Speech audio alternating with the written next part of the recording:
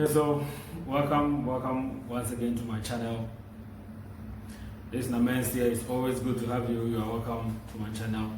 If you are new, don't forget to click the subscribe button below and you click the bell beside it, and then you will see all will pop up.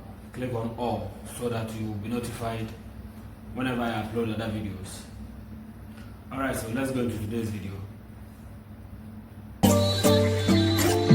Yeah. Okay, so I want us to, like I usually do, we're looking at the UAE once again. I try to do this so we will see how leadership can move a country from the abyss to the top. So that's why I do some of this, I bring some of these things out. So let's look at the UAE once again. Your UAE is going to turn 48 years coming December. Since they became the UAE, it's about 40. December will be like 48 years. Now let's see what the country has achieved in their 48 years. Now where I come from, I'm Ghanaian. Ghana is over 60 years. And even though we've made some successes, we've had some political stability since 1992. There's rule of law, there is respect for human rights, even though there are abuses here and there sometimes. But yeah, we are fine.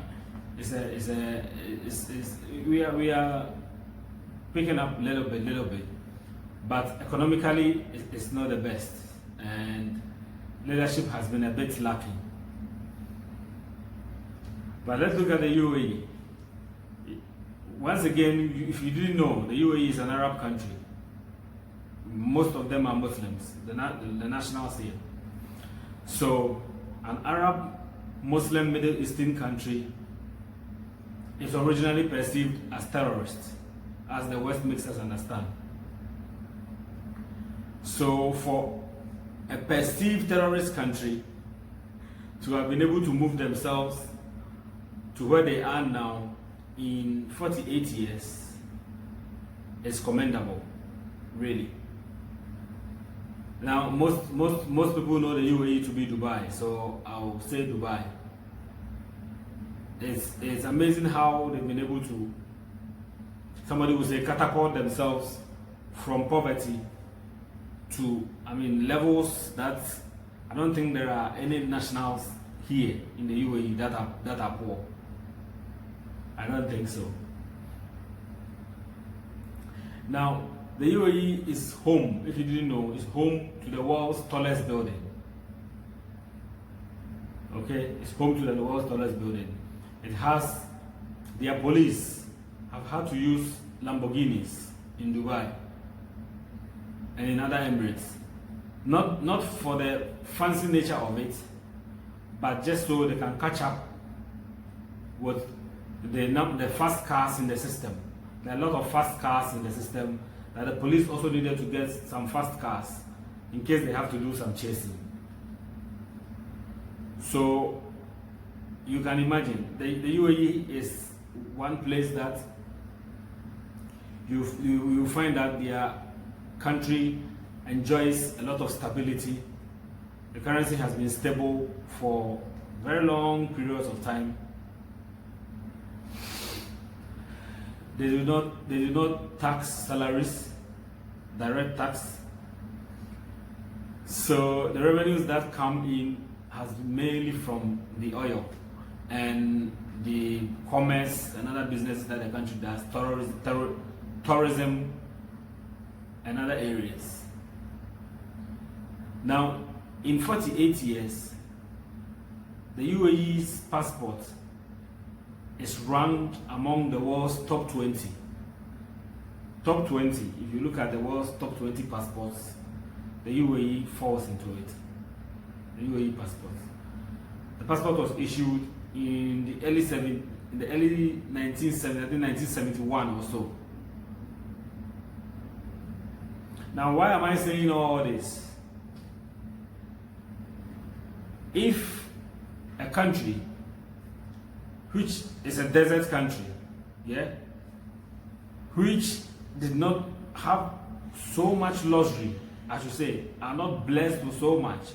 They don't have the kind of lands that we have back in Africa, in Ghana. They don't have the minerals, like they don't have the gold, they don't have the diamonds, they don't have the streams, the lagoons. They don't have any of that. And it's not like the oil that they have, we don't have it back home. We do. So if a country has been able to move itself and has been able to move its citizens to where they find themselves today,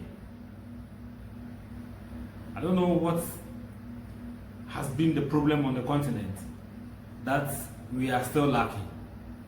That Africans, Ghanaians, Nigerians, and other citizens from rich African countries, we find ourselves coming in here to hustle.